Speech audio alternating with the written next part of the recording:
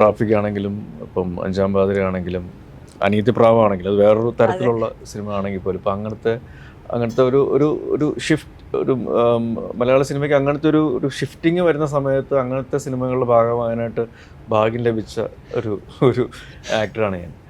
ആം, അത് നമ്മൾ ഓരോന്ന് ട്രൈ ഔട്ട് ചെയ്യുന്നതാണ്. ഇപ്പം ട്രാഫിക് ആണെങ്കിലും അതുവരെ കണ്ട് പരിചിതമല്ലാത്ത രീതിയിലുള്ള ഒരു ടെറൈൻ നമ്മൾ പ്രസൻറ്റ് ചെയ്തു, അല്ലെങ്കിൽ ഒരു കൈൻഡ് ഓഫ് നോൺ ലീനിയർ മേക്കിങ്ങും കാര്യങ്ങളൊക്കെ അതിലുണ്ടായിരുന്നു.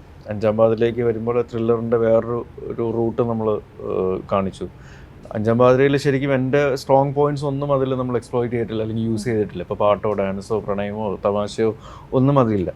പക്ഷേ ഞാൻ അത് ആൾക്കാർ പുതുമ സ്വീകരിക്കാനായിട്ട് അത് നല്ലൊരു പാക്കേജായിട്ട് കൊടുക്കുകയാണെങ്കിൽ ഏത് കാലഘട്ടങ്ങളിലും ആൾക്കാർ സ്വീകരിക്കുമെന്നതിനുള്ള തെളിവുകളാണ് അങ്ങനത്തെ സിനിമകൾ.